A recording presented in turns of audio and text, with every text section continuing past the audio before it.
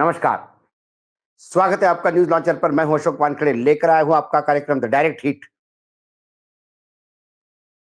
बिहार की राजनीति गर्माहट पे है। मैं पहले ही कई बार हम इस ऐसे प्रोग्राम में बता चुके हैं कि अब बिहार, बंगाल ये 2 राज्य हैं, जहां भाजपा करो या मरो की स्थिति में पहुंच गई है। जब महाराष्ट्र के मुख्यमंत्री पद को लेके बात हो रही थी, तब अमित शाह ने कहा था कि जो भी पार्लियामेंट्री बोर्ड तय करेगा, वही मुख्यमंत्री होगा। इसके मायने यही थे कि एकनाथ शिंदे रिपीट नहीं हो रहे, और वैसा ही हुआ। ऐसा ही कुछ बिहार में होने जा रहा है, लेकिन बिहार यदि बीजेपी के लिए बहुत महत्वपूर्ण, जैसा कि वो उनकी रणनीति बता रही है, तो फिर इससे सीधा हिट नीतीश कुमार होते हुए दिखाई देते हैं। क्योंकि एनडीए वर्सेस इंडिया गठबंधन, ये तो लड़ाई वहां होगी, और आरजेडी वर्सेस बीजेपी करने का प्रयास भाजपा कर रही है। इसका मतलब जनता दल यूनाइटेड की स्थिति वैसी ही होगी जैसी कांग्रेस की बिहार में है, स्वादानुसार। बिहार की राजनीति में केंद्रीय गृह मंत्री अमित शाह की बढ़ती रुचि ने कई सवाल उठाए। अब उन्होंने कहा कि चुनाव करीब आते ही वो बिहार में डेरा डालेंगे। पहली बार शाह के इस बयान से बिहार की राजनीति में बखेड़ा खड़ा हो गया है। इस बात, वो जो बयान दिया उन्होंने, उसके बाद विपक्ष भले ही कमर कस के तैयार होगा, लेकिन एनडीए गठबंधन में कुछ फुसफुसाहट भी नहीं दिखाई दे रही है। बिहार में एनडीए के प्रमुख घटक दल जेडीयू के नेता भी नहीं समझ पा रहे हैं कि भाजपा क्या करना चाहती है।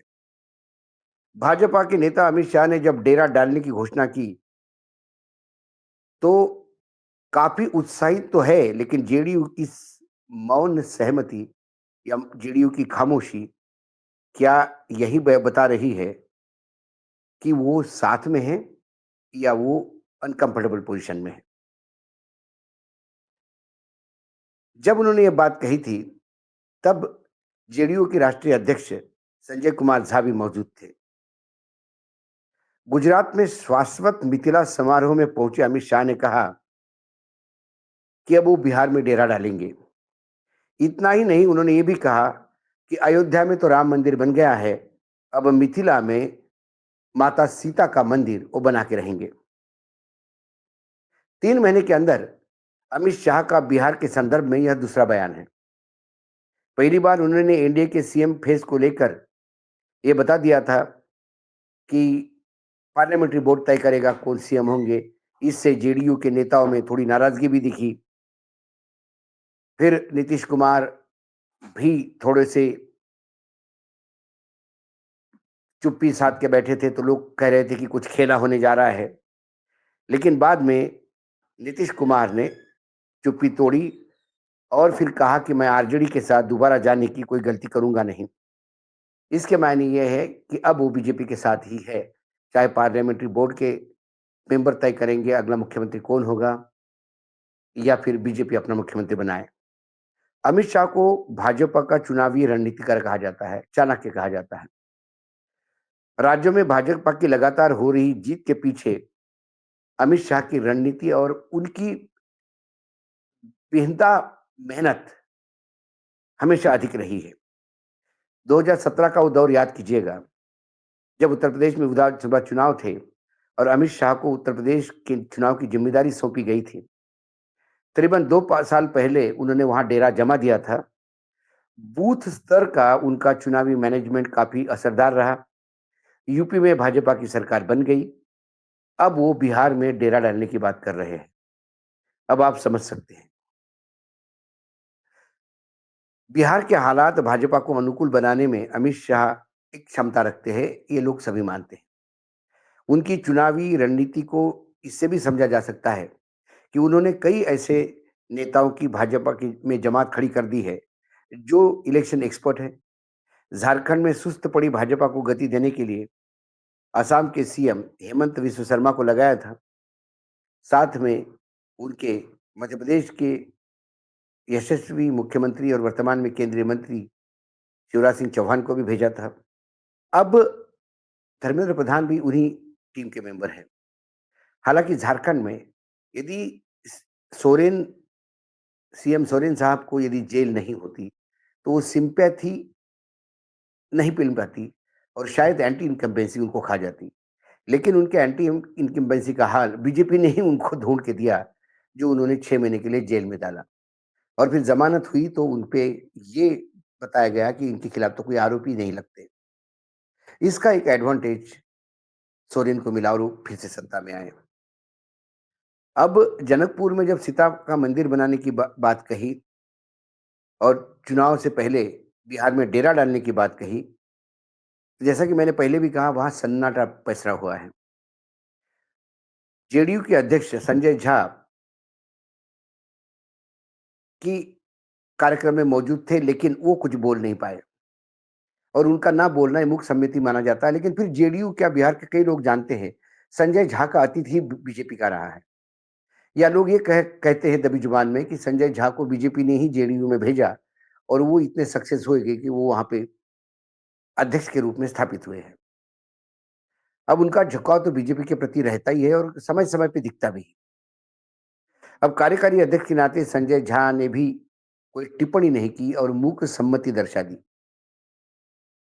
अब देखना ये है कि अभी तक जहाँ किसी भी क्षेत्रीय दल के साथ भाजपा जाती है, जैसा जब महाराष्ट्र में शिवसेना के साथ उन्होंने सत्ता में भागीदारी ली थी, तब ये तय हुआ था कि महाराष्ट्र में बड़ा भाई जो है वो शिवसेना रहेगा, छोटा भाई बीजेपी रहेगा और फिर केंद्र में शिवसेना पूर्ण रूप से बीजेपी के साथ खड़ी होगी।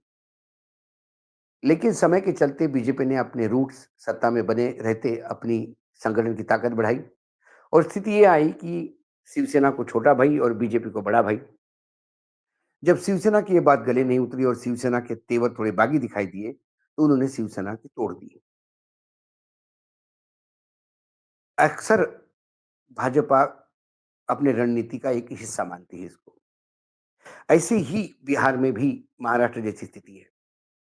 अब जनता दल यूनाइटेड ये बड़ा भाई होता है वहाँ पर, मुख्यमंत्री उनका और केंद्र में प्रधानमंत्री बीजेपी का और उसको पूरा जनता दल यूनाइटेड समर्थन करता है। अब नरेंद्र मोदी जी बिहार में चुनाव का शंखनाद कर चुके हैं।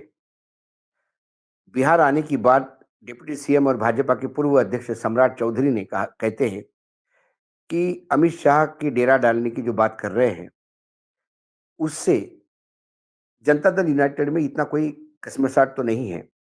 लेकिन जो बड़े भाई की कुर्सी है, वो इस बार जेडीयू से भाजपा भाजपा खींच रही है।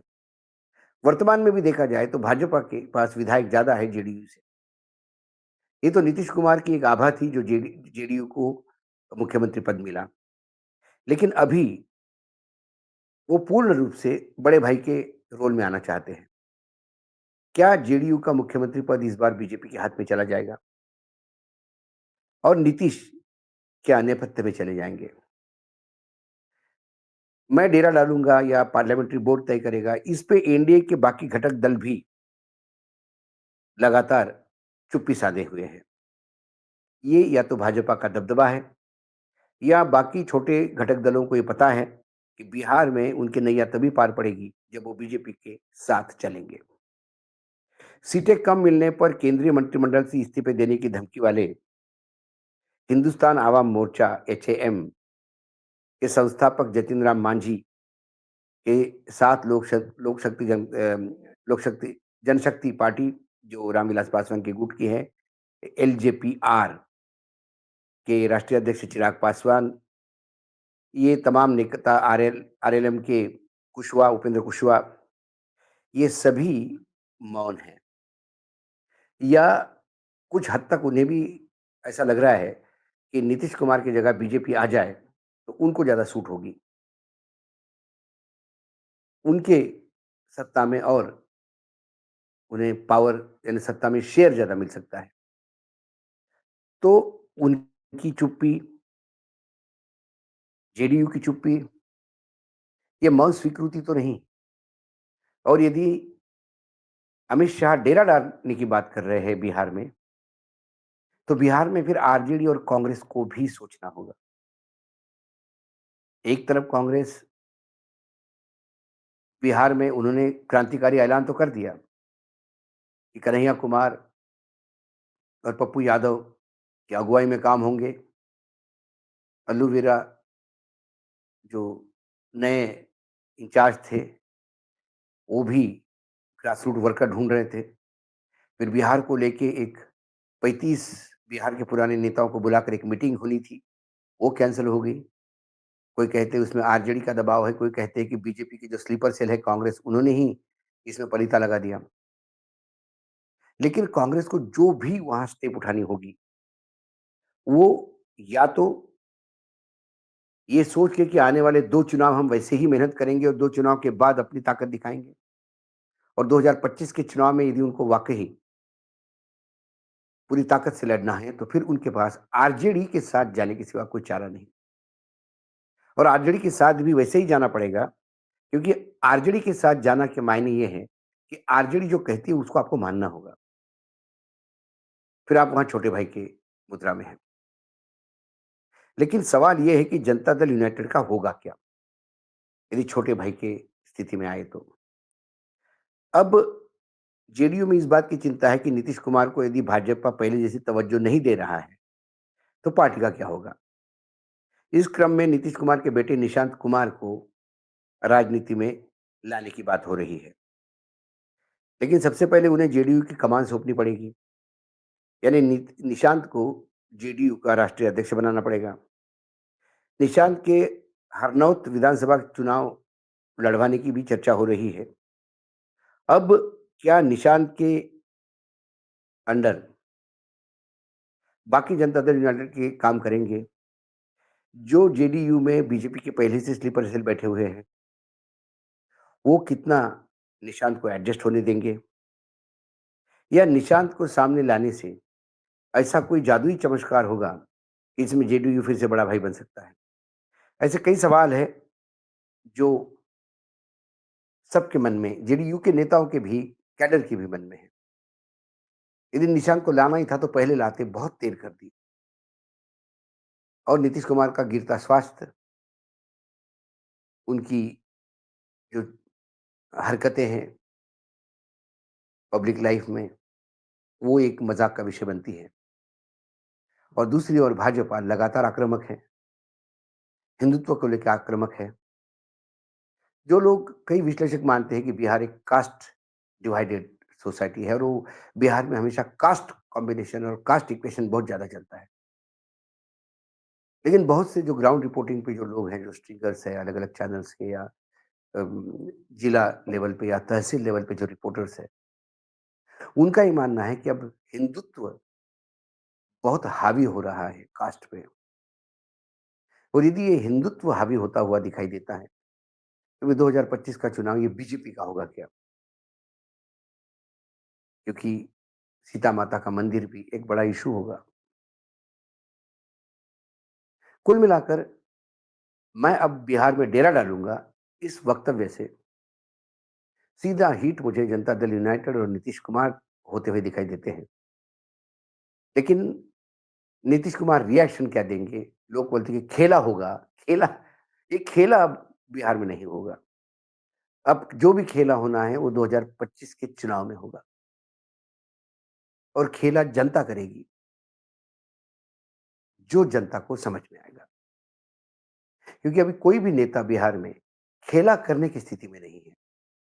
बीजेपी जेडीयू को छोड़ने की स्थिति में नहीं है, जेडीयू बीजेपी को छोड़ने की स्थिति में नहीं है, आरजेडी अकेले लड़ने की स्थिति में नहीं है और कांग्रेस अपना वजूद दिखाने की स्थिति में नहीं है। सभी को एक दूसरे का साथ लेके चलना है।